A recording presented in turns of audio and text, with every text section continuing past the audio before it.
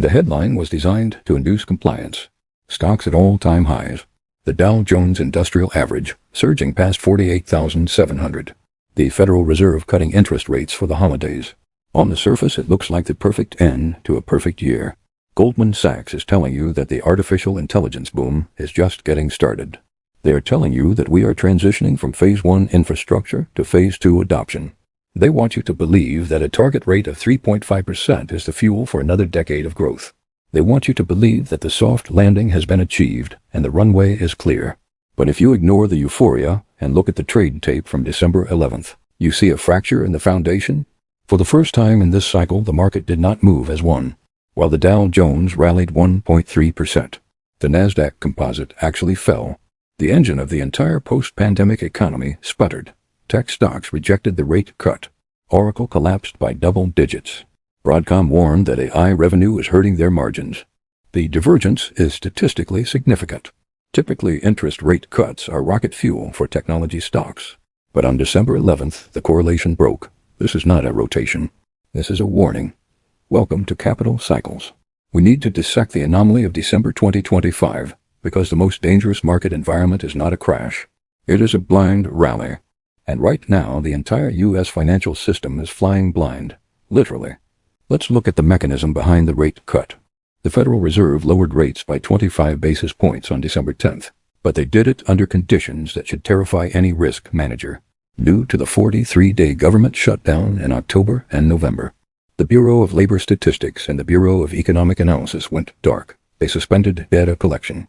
There was no official CPI print. There was no official non-farm payroll report. For 6 weeks, the statistical apparatus of the United States was unplugged. Jerome Powell admitted this himself during the press conference. He said the central bank is driving in the fog. Think about the implications of that statement. The most powerful financial institution in the world just eased monetary policy based on anecdotes and private sector proxies. They are guessing, and the market is pricing that guess as absolute truth. This creates a Schrödinger's economy. Optimists argue the shutdown masked a soft landing. Pessimists know it hid a rapid deterioration in the labor market. But the algorithm doesn't care about nuance. The algorithm sees a rate cut and buys the dip. This is why the Dow is at 48,000. It is a rally built on the absence of bad news rather than the presence of good news. But while the headlines celebrate the blind rally, the valuation metrics are screaming danger. We need to talk about the Shiller CAPE ratio. This is the cyclically adjusted price-to-earnings ratio. It creates a 10-year inflation-adjusted average to smooth out volatility. It is the single most reliable predictor of long-term real returns. As of December 2025, the Shiller CAPE stands at 39.42. Let me put that number in context. It is higher than it was in 1929, before the Great Depression. It is higher than it was in 2007, before the global financial crisis. It is the second highest reading in the history of the American stock market. The only time it was higher was December 1999. Right before the dot-com bubble burst and the Nasdaq fell 78%. We are standing on the precipice of a historical mean reversion. A CAPE ratio of 40 implies an earnings yield of just 2.5%. Risk-free treasury bills are offering yields north of 4%. Mathematically, this makes no sense. Why would you take equity risk for a 2.5% return when you can get 4% risk-free? You wouldn't, unless you are speculating on a greater fool.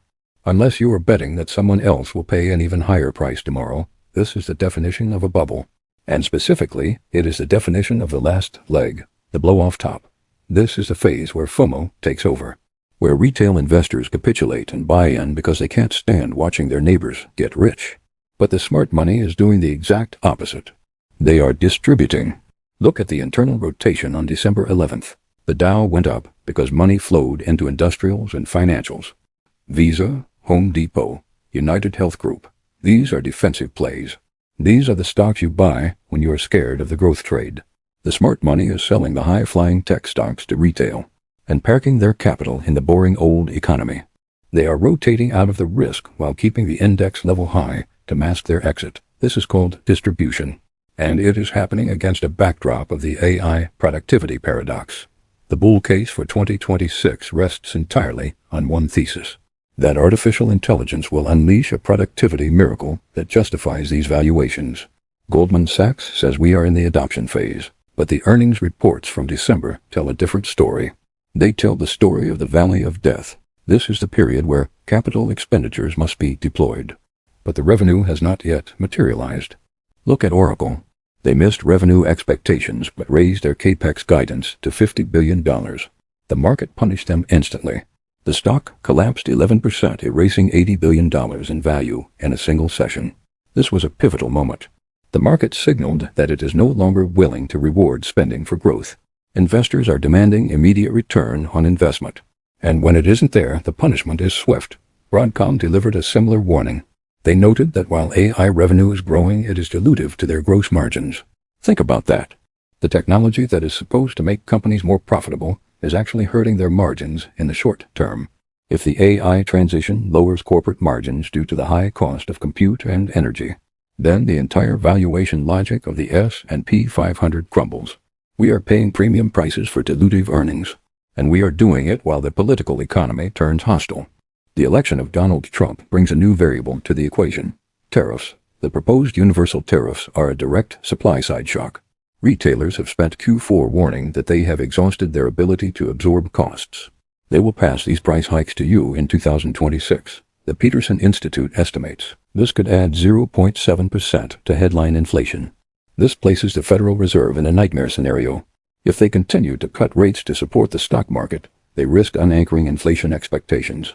If they pivot to fight inflation, they must hike rates into a slowing economy. They are trapped, and the bond market knows it. This is why the 10-year Treasury yield refuses to fall. Despite the Fed cutting rates, the 10-year yield is hovering around 4.14%. This is a revolt. The bond vigilantes are back. They are reacting to the fiscal profligacy of extended tax cuts. They are reacting to the lack of foreign buyers. They are demanding a higher risk premium to hold U.S. debt. If the 10-year yield breaks above 4.5%, it becomes a gravitational force. It will pull capital out of equities faster than you can sell. At 5%, the math for holding stocks at 22 times earnings breaks down completely. The bond market is tightening financial conditions even as the Fed tries to loosen them. This is the headwind that the equity market is ignoring. But the most damning evidence is the divergence itself. When the Dow makes a new high and the Nasdaq does not, it is a non-confirmation signal.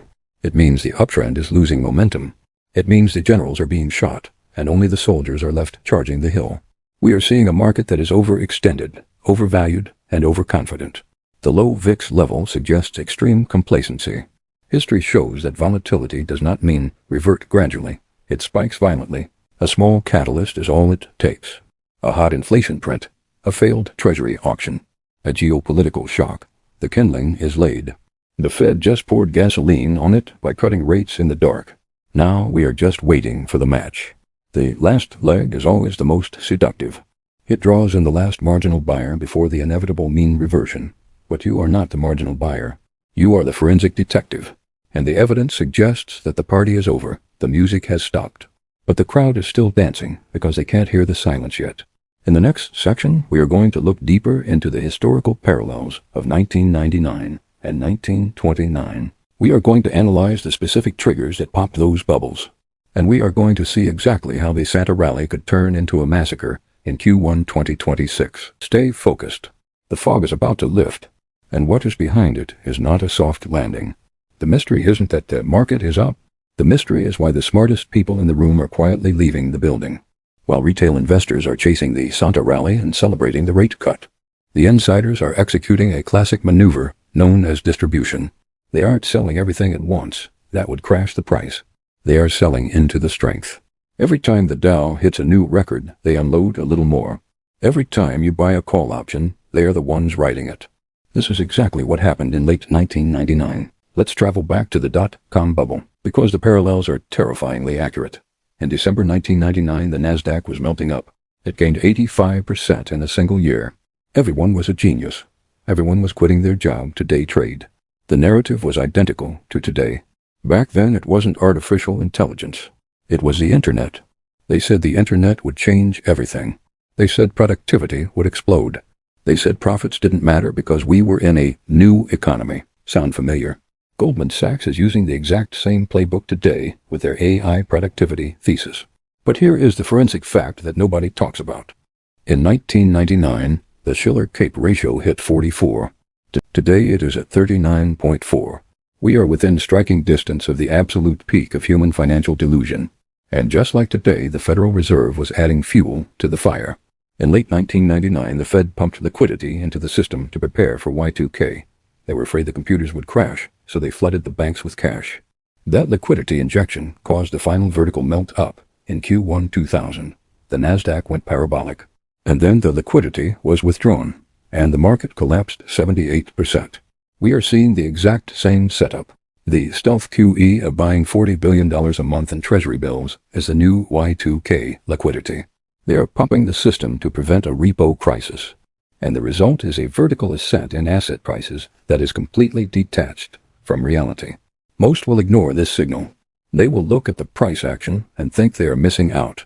They will let greed blind them to the cliff edge. If you want to be part of the 1% who prepare for the shift, if you want to understand the mechanics of the exit strategy, make sure you are subscribed. This channel is your radar in the fog. Now, let's look at the other historical ghost haunting this market, the Great Crash. Everyone remembers Black Tuesday, but almost no one remembers what happened in the months before the crash. In the summer of 1929, the industrial stocks were soaring. Radio Corporation of America, or RCA, was the Nvidia of its day. It had gone up hundreds of %. Investors were using margin debt to buy more stock than they could afford. The sentiment was invincible. Irving Fisher famously said stocks had reached a permanently high plateau, but underneath the surface the credit cycle was turning.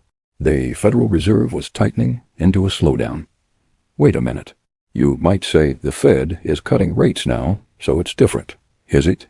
The Fed cut rates on December 10th, but the bond market is tightening. The 10-year Treasury yield is rising. Mortgage rates are staying high. The real cost of capital for the economy is going up even as the Fed cuts.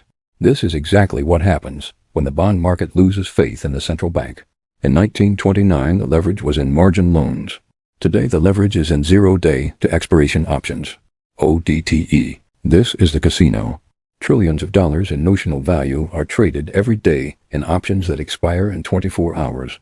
This compresses volatility artificially. It makes the market look calm, but it creates a hidden fragility. Market makers are forced to hedge these positions by buying stocks when they go up and selling when they go down. This creates a feedback loop. If a catalyst hits, if a hot inflation print scares the market, or a failed treasury auction spikes yields, those market makers will be forced to sell billions of dollars of stock in seconds. It is a gamma squeeze in reverse, and it can turn a dip into a crash in the blink of an eye. We saw a preview of this in 1987, Black Monday. The market fell 22% in a single day. Why? Because of portfolio insurance, algorithms programmed to sell automatically when prices dropped. Today's ODTE options are the new portfolio insurance. They are the hidden leverage that will accelerate the next crash. So we have the valuation of 1999, the leverage of 1929, and the algorithmic fragility of 1987, all converging in the first quarter of 2026. And we haven't even talked about the catalyst yet, the spark that lights the fuse. That spark is coming from the supply side, the tariff stagflation loop. The market is currently pricing in the Trump put, the belief that the president will force the Fed to keep money cheap. But the market is ignoring the Trump tax, tariffs. Retailers are already warning that they will raise prices in 2026. This is not a theory. It is in their earnings calls. When those prices go up, inflation comes back. The Peterson Institute says it adds nearly 1% to inflation. If inflation goes back to 4%, the Fed cannot cut rates. They might even have to hike. Imagine what happens to a market trading at 40 times earnings if the Fed has to hike rates. It is the definition of a rug pull. The soft landing narrative assumes inflation is dead. But history shows inflation moves in waves. The first wave hit in 2022. The second wave usually hits when the central bank celebrates premature victory. Arthur Burns made this mistake in 1974. He cut rates too early to save the economy and inflation exploded again. Jerome Powell is walking the exact same path. He cut rates on December 10th without data. He declared victory without verification, and the bond market is already punishing him for it. The 10-year yield is the lie detector, and right now it is screaming that the Fed is wrong. This brings us to the most likely scenario for 2026. It is not a straight line up, and it might not be a straight line down immediately. It is the melt up and crash scenario.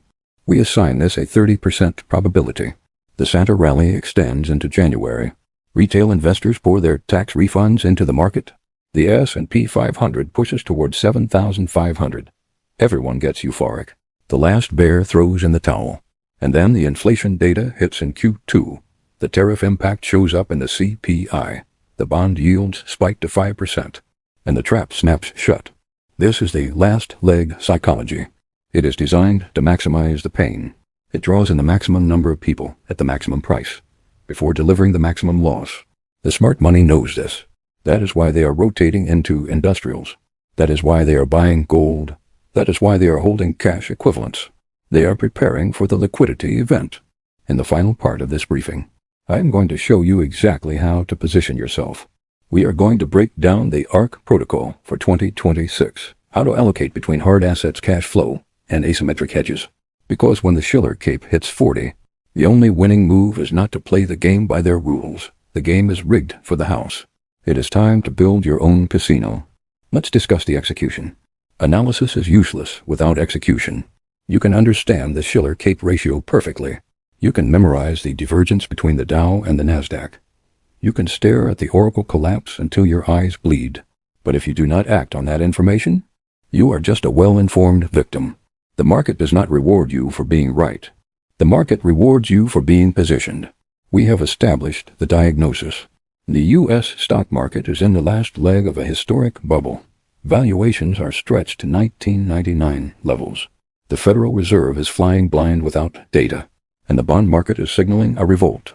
Now we must build the ARC. The ARC is not a product you buy. It is a fortress you build around your labor. It is a portfolio designed to survive the transition from the melt-up to the reset. The ultra-wealthy have already built theirs, while retail investors are chasing ODTE options. The smart money is moving assets. They follow a specific allocation strategy, a strategy designed to capture upside while eliminating counterparty risk. We call it the Liquidity Extraction Protocol. Step 1. Sell the rip. This is the hardest psychological step. It goes against every instinct you have. When the market is hitting all-time highs, when your portfolio looks greener than it ever has, your brain tells you to hold. Your brain tells you to buy more. That is the dopamine speaking. That is the greed that traps the herd. You must override that instinct with cold calculation. The smart money is using this liquidity to exit. You need to do the same. We are not talking about panic selling everything. We are talking about rebalancing. Take profits on the winners that are priced for perfection. If a stock is trading at 50 times earnings, and the company warns about margins, sell it. Take the chips off the table. You cannot go broke taking a profit, but you can go broke riding a bubble all the way down. Step 2. The rotation to reality. Where do you put that capital? You do not keep it in the casino. You move it to the vault. This means hard assets. Phase 1 of the bubble was driven by paper promises. Phase 2 of the reset will be driven by physical necessity. Allocating to gold is not a trade. It is an insurance policy against the Federal Reserve losing control when the Shiller CAPE is at 40 and the 10-year yield is rising. Gold is the only asset that has no counterparty risk. It cannot be printed. It cannot be defaulted on. It cannot be diluted by a stock split. Central banks bought more gold in the last 2 years than at any point in history. Do you think they know something you don't? They are hedging against their own currency. You should too. But notice I said physical gold. This is where 90% of people fail. They buy GLD. They buy paper contracts. In a liquidity crisis, those contracts are just paper. If the exchange closes, if the broker fails, you are just an unsecured creditor. Secure your position in physical metal. Step 3. The inflation hedge. We talked about the tariff stagflation loop. If tariffs raise prices in 2026, cash is a melting ice cube. You need assets that benefit from rising input costs. Commodities, energy, industrial metals. These are the inputs of the real economy. While tech stocks get hurt by inflation, energy stocks often act as a hedge. The world might not need another AI chat bot, but it will always need oil. It will always need copper. It will always need food. Align your capital with human needs, not consumer desires.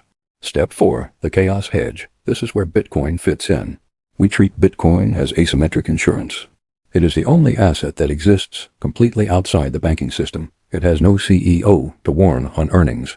It has no central bank to devalue the supply. It is a closed system of mathematical truth. In a world of data blackouts and foggy Fed decisions, truth is the most valuable asset. But just like gold, you must self-custody. If your coins are on an exchange, they are not your coins. They are the exchange's liability. We saw what happened with FTX. We saw what happened with Celsius. When the liquidity crunch hits, the exchanges will lock the doors. Get a hardware wallet. Take your assets off the grid. Become your own bank. This brings us to the most critical concept of this entire briefing: day banking. The era of trusting the bank with your life savings is over.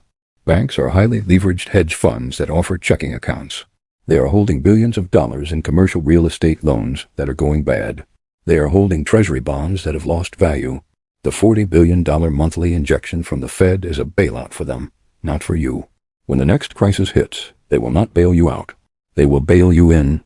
Look at the fine print of your user agreement. You are an unsecured creditor to your bank. That means if they go down, you get in line. The only way to protect yourself is to minimize your exposure. Keep enough cash in the bank for bills. Move the rest into the ARC. Move it into short-term treasury bills directly held, or into sovereign assets that you control. This is not about paranoia. This is about mathematics. The math says the debt is unpayable. The math says the currency must be debased. The math says the system is insolvent. You can ignore the math, but the math will not ignore you. The window of opportunity is closing. Right now, the market is liquid. You can sell your stocks at record highs. You can move money freely. You can buy gold with low premiums. But liquidity is a coward. It disappears when you need it most. When the bubble pops. When the gamma squeeze reverses. The bids will vanish. The spreads will widen. And the exits will be crowded. The smart money is leaving the theater now. While the fire alarm is still silent. Do not wait for the smoke. This brings me to my final point. Why are you here? Why are you listening to this channel? If you are looking for entertainment, go watch Netflix. If you are looking for comforting lies, turn on CNBC. But if you are here, it is because you feel it too. You feel the shift. You know that the price of groceries doesn't match the government data. You know that the headlines don't match reality. You are here because you are looking for the truth. Capital Cycles is not just a YouTube channel. It is an intelligence network. We are a community of the 1% who refuse to be victims. We do not panic. We prepare. We do not hope. We calculate. We are the forensic detectives of the financial world. Subscribing to this channel is not just clicking a button. It is enlisting in the resistance. It is a declaration that you will not go down with the ship. It is a commitment to educate yourself, to position yourself, and to survive the greatest wealth transfer in human history. The next few years will be chaotic. Fortunes will be wiped out overnight. Institutions will fall. Currencies will vanish. But for those who are prepared, for those who hold the hard assets, this will be the greatest opportunity of our lifetimes. The Federal Reserve has made their choice. They chose to fly blind. They chose to pump the bubble one last time. Now you must make your choice. Will you trust the people who created this mess, or will you trust yourself? The divergence on December 11th was the signal. The Shiller CAPE at 40 is the confirmation. The clock is ticking. Build your arc. Secure your future. And I will see you on the other side. Class dismissed.